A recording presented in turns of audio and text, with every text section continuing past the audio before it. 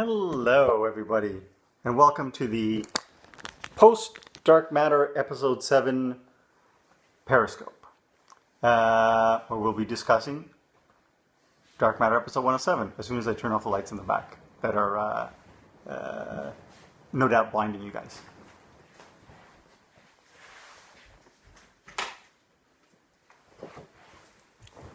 Better? Yeah, better for me too. Anyways, here we go. Actually, I'm going to swoop this up. Here we go. And actually read your comments now. Definitely better. Great. Hey, guys. Robot Cast join. Awesome. Mama Vampire. Hey, how's it going? You know, one of the things that really bugs me about Periscope is the fact that it depends on the background. I don't know if you guys can choose your background, but the really light ones are very hard to read. Hey, how's it going, guys? I'm Web Girl. Oh, Peace Snatch joined. My girlfriend has joined. Excellent. Team Wolfers, hey, how's it going? How'd you guys enjoy the episode? I hope you enjoyed it. It was, speaking of my girlfriend, her favorite episode. Danny Den, awesome photographer who did our gallery shoot, has joined us. And I was supposed to meet him or see him at Comic-Con, but didn't get a chance to. We were supposed to meet up at the cast signing. But I got called away to do an interview, and then, well, that's that. But hopefully before the next Comic-Con. Thank you. You know, you guys seem to have enjoyed the episode. That's great. It was a really great episode for, obviously, Anthony Lemke, a character of 3. We get to find out a little more about him. But it was also a great episode for Zoe Palmer, and we get to see, like, a kind of another side of Zoe. I know it's basically when I mentioned Zoe's name, a lot of these hearts pop up. Interesting. So great episode for both of them. And, you know, starting last episode 6, we really begin to peel the onions on these characters. So we find out, you know, how 5 ended up on the ship, what happened to 4 that, you know, ended, you know, started him on kind of this dark road, and then basically what happened to 6. And now in this episode, we find out a bit about 3's backstory. And there are more revelations to come. We found out a bit about 1 so far, but we don't really know what he's doing on the ship. And we will find out very soon. We're also going to find out a lot about 2 in an upcoming episode as well. And there's a big revelations coming up about the android. So, you know, you guys can wait and watch for that one, because that's going to be a lot of fun in the upcoming episodes. But just to give you a sneak peek, I don't know if you've seen the promo yet, but next episode 108, is going to focus on Roger Cross's character, 6. After the events of episode 6, he basically learns about his past.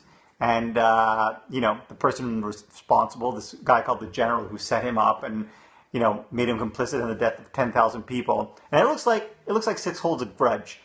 He seems like a grudge holder, which, you know, I can empathize with, because I'm a huge grudge holder as well. So he's off to get revenge in episode 8.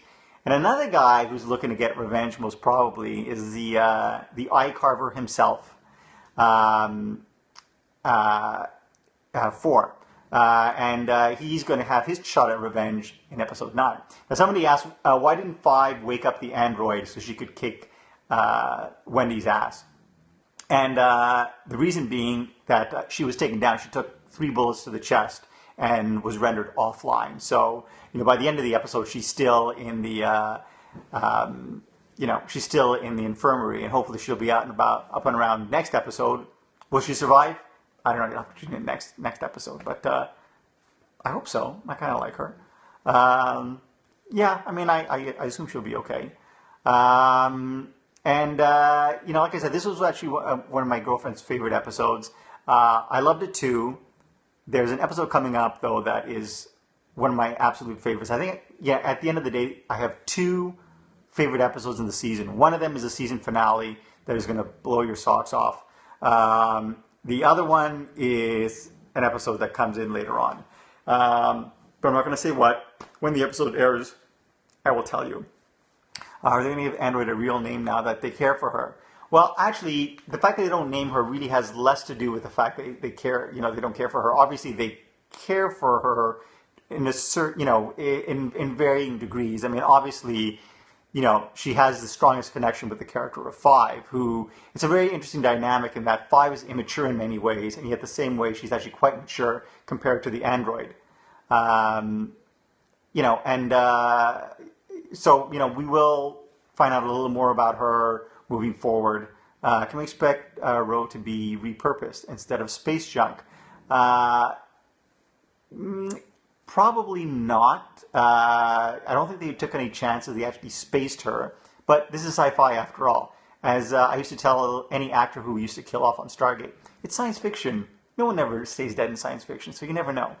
Now we need to do back to 4 story. Yes, basically, so we're going to be circling back to 4 stories in episode 9. In episode 10 and 11, which is the closest thing we have to a two-parter after the opening two-parter,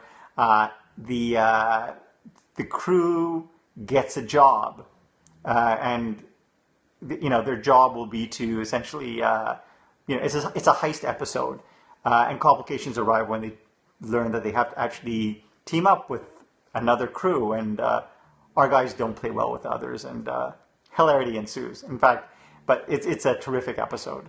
So I hope you guys are enjoying the show. Sort of, the first half of the season has been kind of set up.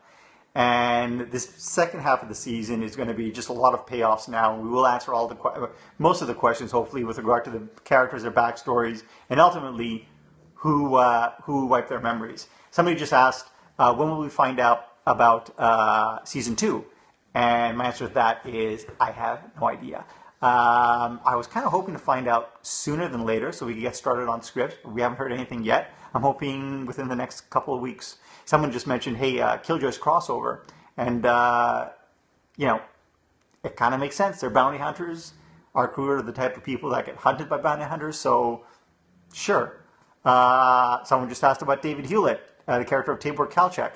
Yes, he will be appearing in another episode. I won't reveal one, but, which one, but it's coming up. It's in the back half. How can we help with the season 2, is asked. Contact Sci-Fi. Tweet them or email them and say, hey, let's get a season 2 so we can get some answers. Someone asked about the person who wiped their memories. Is it someone we've met? The answer is yes, definitely. You guys already know this individual, and you'll find out before the end of the season. Again, one of the things I promised is that we know where we're going, so we're piling up the questions, but we're also delivering a lot of answers in the form of backstory for the characters, but also in response to some, big questions like this: who wiped their memories and why? And the crew will get their answer, but it's not the answer, they were hoping for, and I guess it's not good news. Let's put it that way. Somebody said it was Joe. He wiped them. Yes, in fact, I did. Tell me again why 5 is older than in the comic books. I mentioned this in the last Periscope. The character of 5 in the comic books is about 12. And when it came time to casting, one of the problems with casting an underage actor, and by underage I mean under 18, is that they should be in high school. And if you cast someone who is supposed to be in high school, then you have to hire them a tutor, and it's very complicated. And as I said, I mentioned, well, why don't we just hire a high school dropout? That will make it very easy. But no one liked my idea.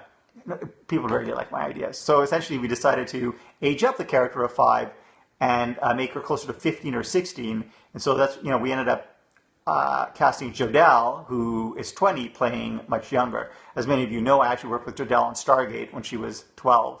And she is amazing. She is probably the most experienced member of the cast. Even though she's the youngest, at 20, she's been actually acting since she was 2. So there you go, a bit of trivia there.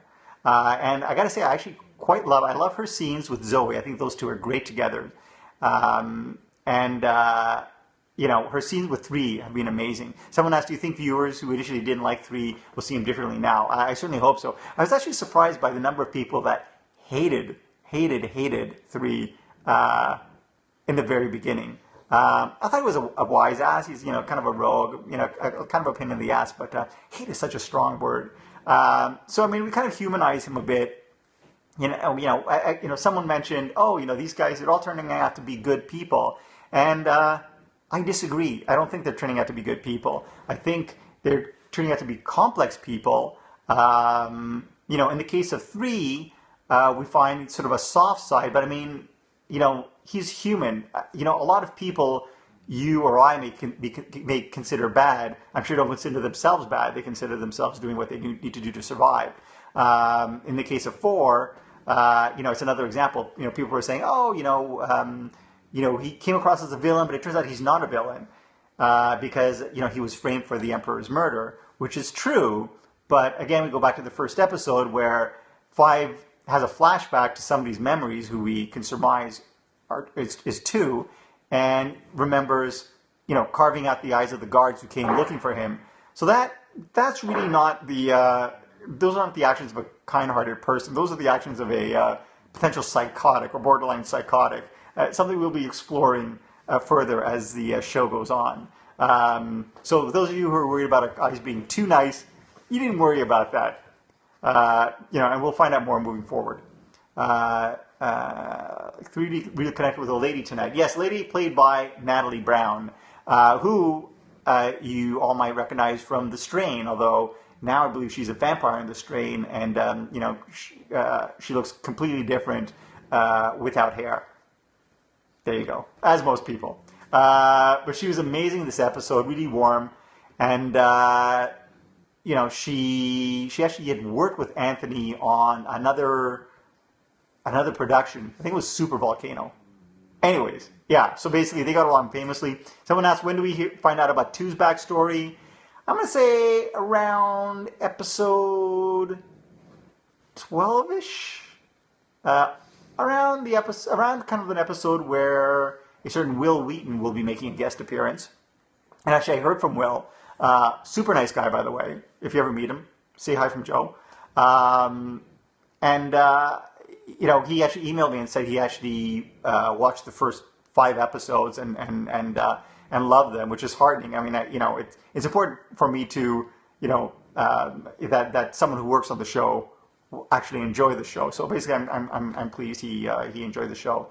Someone asked about the 1-2 relationship, and this is something I talked about earlier in the earlier Periscope. Is that why are you going there? Why are you pursuing these relationships? One of the things I wanted to do very early on is basically just deal with these issues head on. So basically things like the blackmailing, 3's blackmailing of 1. I didn't want to have it drag on over countless episodes. I wanted to hit it right away. And this is the case with the, if you want to call it romance, between 1 and 2 or 1 and 3. Although some people call it a triangle, but it's not really a triangle because, a triangle implies, 3 sides, and really it's more like a 90-degree angle. There are 2 sides at one point, and then the 2 sides on another. And my thinking is these people, they're human beings. They're caught. They're trapped together on a ship. Eventually, there's going to be some sort of a connection, a physical connection, or what have you. And I wanted to address it early. So in the case of 1 and 3, it's been addressed. In the case of 1 and 2, it's addressed in this episode. And moving forward, as I said, I promise this show is not going to turn into a romance. She's smart enough to know that she has to keep the business and the personal life separate. So essentially what goes on, behind closed doors is their business. And, something we won't be that much privy to moving forward. Somebody was asking, who is Cyrus King? That's a great question. That's a question that I'm sure the crew is asking, and we'll hopefully find out in the not too distant future. Clearly, he's someone who they pissed off by, as he mentioned, burning his entire crew. I'm sure that's enough to put anyone in a terrible mood. I don't even like it when my dinner's burnt. Imagine having your crew burned. Since all the crew's old memories, does that include Android? Since 5 has all the crew's old memories, does that include the Android? No, she does not have the Android memories because the Android was not in stasis with him. Although she was in stasis, she wasn't actually connected to the same, the same system. maybe too just needs an entertainment plot for herself, someone mentions. Probably that would be the easiest solution in most of our lives. If you don't want complications. There you go. Let's see, neural network. Are you going? Am I going? Am I going where? Are we going to see any of the corporations again this season? Yes, we're going to see a couple of other corporations. We've actually been introduced to, Ferris Core and the Mikkei Combine. The Mikkei Combine represented by actress Tori Higginson's character of Delaney Truffaut, who will be making a return visit in episode 10. We've learned a bit about Traugot. They were the ones behind the research in the virus that we discovered in episode 5. Volkov Rusi, I don't think we've met yet, but we will very soon. Someone asks, are 4 and 6 going to have their own affairs? I don't know. 4 doesn't really seem like the type of guy who is interested in any sort of relationship, physical or otherwise.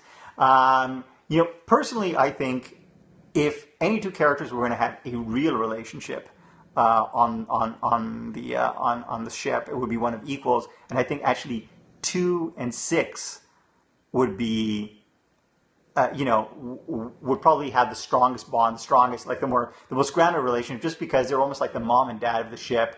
And really, if any, she is the de facto leader and commander, and she's, brilliant and tough. But if anyone is a counterpart to her on the ship, it's 6, who's very reasoned and tough in his own right. But I think both of them are smart enough to know that if that were to ever happen, that would actually be a massive complication. So actually, I think they're both smart enough to go there for now, anyways. The military with those cool uniforms, will we see them soon? Yes, actually, if you follow my blog, just do a search for my name, Joseph Malazzi, and it'll show up on Google. You'll see, I blog every day, so you'll see behind-the-scenes pics. I talk about the show. In fact, I talked about, when I was on Stargate, I covered Stargate there, so you've got a lot to catch up on. Like, I think, I don't know, something ridiculous, like, 3,000 posts. But in any case, so basically on my blog, if you go back, a couple of months, you actually see the behind-the-scenes shots of the various episodes that we've already produced. So, some of you saw pictures of these scary-looking dudes with masks and, kind of the black uniforms. And those people are the GA forces, the Galactic Authority forces, and we will see them very soon. There are going to be more surprises on the ship, aliens, robots, monsters. I want to say maybe. I think this series is going to be full of surprises. One of the things we kind of peppered throughout the series are these kind of twists and turns, and especially these episode endings. So at the end of episode 1, you find that there's a big shock. You find out they're all villains. In the end of episode 3, you find out there's another Jace Corso out there. At the end of episode 5, 2 pulls away the bandage, and her wound is magically cleared. And there's a huge WTF moment at the end of next episode where basically a character finds out something very shocking. Should be very interesting. So I look forward to seeing your response to that one. So I guess that's it. How far-fetched would it be for 5 to have a love interest? I don't know. I feel 5 is kind of young, and I don't think she's kind of interested. I mean, basically, maybe if she finds someone age-appropriate, maybe. Will the Raza crew, besides 6, take sides in the insurrection against the company? Again, what they need more than anything is allies, and they have kind of an ally in the character of Delaney Truffaut and the Mikkei Combine, which we last saw in episode 2. So basically, they are kind of allied, where they have a friend in a corporation, but they have an enemy in another one, a powerful one in Ferris Core. So, they're going to have to find a way to kind of navigate the world, because these corporations are always going to be fighting against each other, and our crew is going to have to try to find a way to exploit that rivalry. Could we expect Sarah's resurrection, perhaps from nanites like Android has, or a twist of sorts? like I said, this is sci-fi. Anything is possible. Although, as someone pointed out in the last Periscope, there's a very interesting scene at the end of this episode where you start with 3 in his room, and obviously he's very despondent because Sarah's dead, and you go to 4, and he's working out. He's got the bad shoulder, and then you cut to a scene of 5, who's presumably in the vault, looking down at Sarah in the stasis pod, and she kind of cocks her head, thinking about something, and then we cut out. What exactly is she thinking about? I don't know. Maybe it's something we're going to find out about next season. But for now, this is the last we'll see of Natalie Brown's Sarah for this season. Are you doing another Q&A on Monday? I would love to, but if I have time, my girlfriend is throwing me the look like, what? After the show wrapped, the show was so exhausting, frankly. Basically, we'd wake up at 5 in the morning to get to set, and I'd get home for like 10:30 or 11. Sometimes I'd go in on Saturdays. I'd have to do rewrites. I'd have to prep. I'd be on set, in meetings. And then when it was finally over, I got back to Vancouver, and I thought, oh, great, I'll be able to relax. But I haven't really been able to relax between all the live tweeting and now the periscoping, now thinking and agonizing about season 2. So, all this to say, if I had the time, I will definitely drop by and try to do a Periscope on Monday. Love the UK fans, love the Australian fans. In fact, love all the fans. Hopefully this Periscope will be saved, and I'm going to upload it to my blog. So basically, if you guys check out the blog tomorrow, you can see, check out my rambling. What was the packing peanuts made out of? They were made out of plastic. Ian Brock, who's our production designer, was able to, it was so imaginative. He was able to repurpose all these interesting little things. And I remember him coming, showing me these little plastic balls and said, these are the space peanuts of the future. And I was like, okay, I don't know when we're going to use that. And then we ended up using it in episode 107. So, genius? Yeah, I think so. As someone says, relax with your puggies and take some time to yourself. I think I will. That's what I want to do this weekend. I'm going to relax. I'm going to hit the farmer's market, and I'm going to finish reading. This is the book I'm reading now. You guys Ian M. Banks fans? Highly recommended. I'm a big Ian M. Banks fan, a big Alistair Reynolds fan, a big John Scalzi fan. If you guys are sci-fi readers, you should check them out. And hopefully tell your friends to check out the show. Thank you guys for actually taking the time to check out the Periscope and taking the time to check out the blog. Please do check out the blog. Like I said, I blog every day. If you have questions, please post them. I do a regular mailbag. I don't reveal spoilers, but I do reveal teasers, and sometimes they're good, nuggets of information. If you have like specific questions, feel free to ask. It never hurts. So thanks again. Have a good night, and I will see you all next week. Okay. Have a good night. And I'm not doing this right. And I'm still not doing this right.